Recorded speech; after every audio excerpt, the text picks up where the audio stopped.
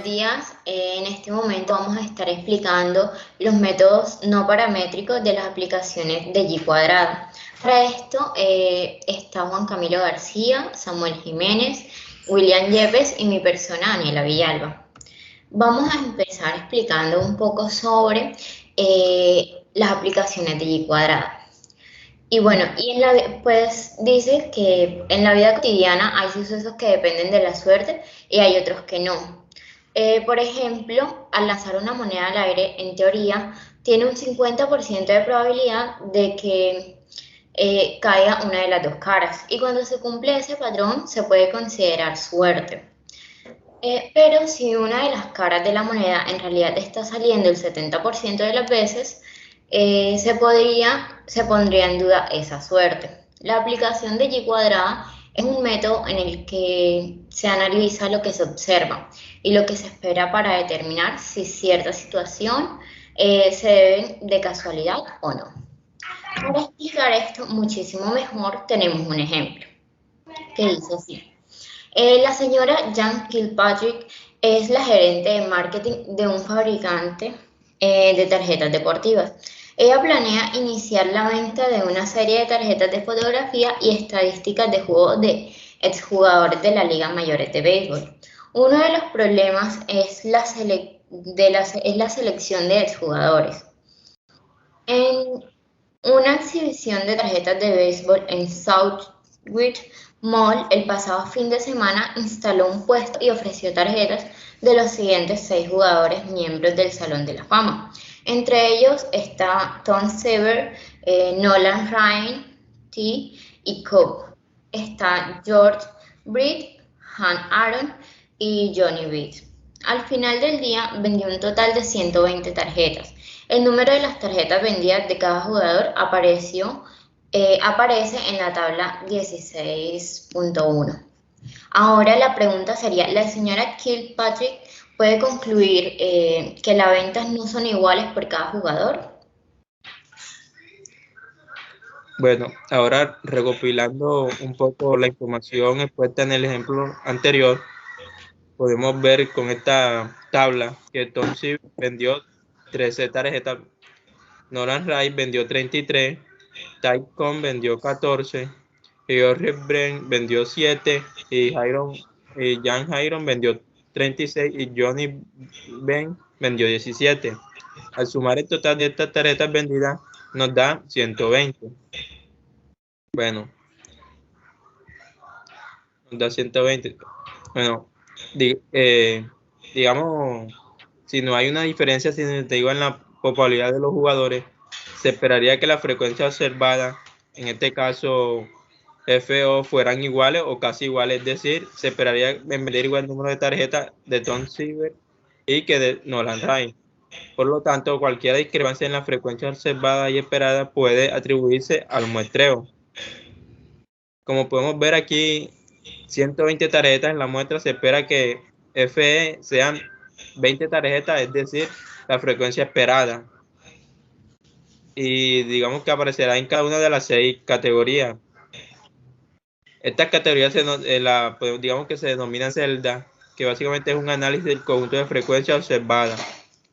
Las tarjetas, y como podemos ver aquí en la gráfica, las tarjetas de George Ben no se venden con frecuencia, en tanto que las de John Hyron y Nolan Wright se venden con más frecuencia.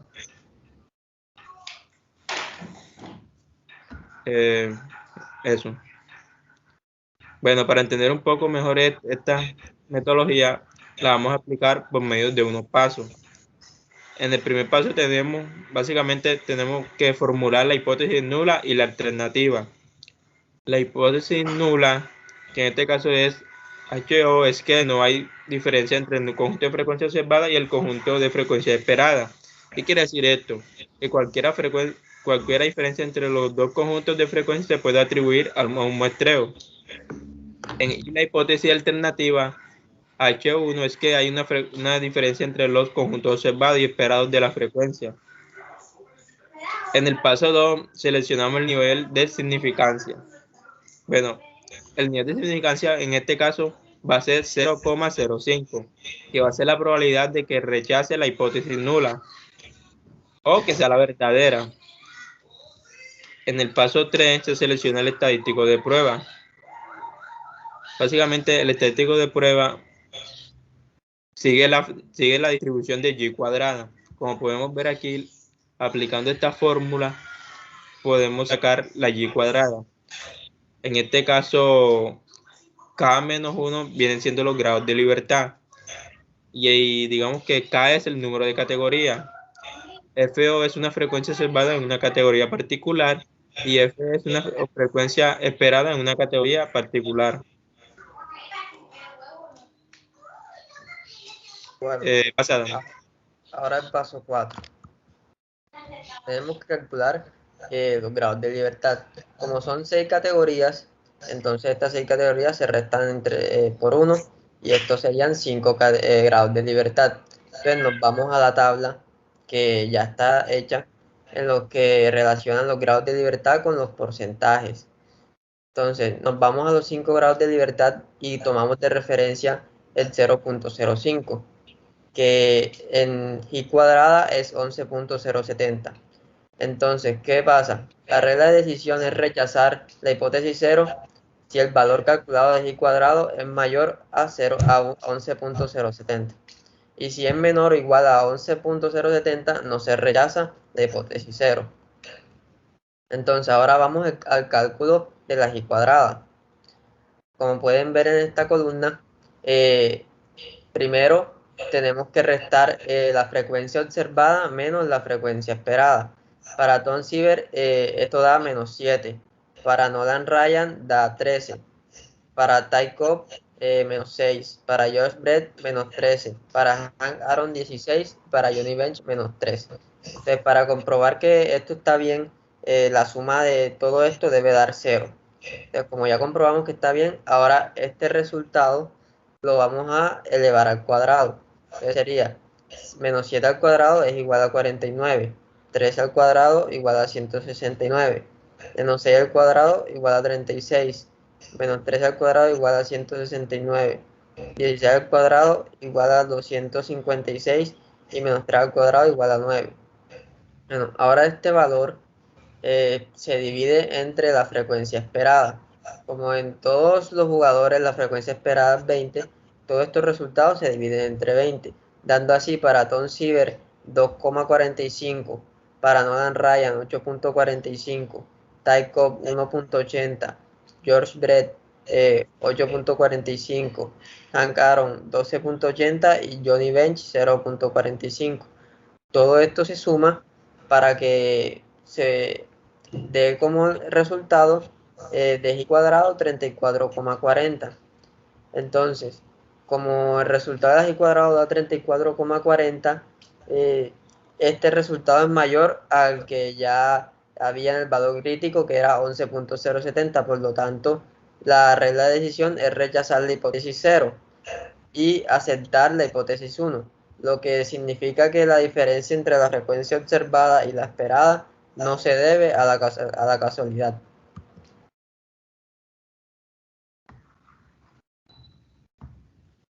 Bueno, y para finalizar tenemos las conclusiones.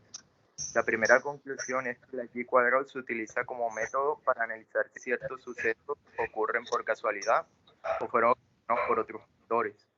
La segunda conclusión es que cada vez que cambian los grados de libertad se forma una nueva distribución. La tercera conclusión es que a medida que aumentan los grados de libertad, la distribución se aproxima a una distribución normal. La cuarta conclusión es que la y cuadrada siempre es negativa no es negativa y tiene un sesgo positivo. Y la última conclusión es que la y cuadrada es menor a 0.05, lo que significa que los sucesos entre los esperados y lo ocurrido no se distribuyen igual. Y por último tenemos la bibliografía. Muchas gracias.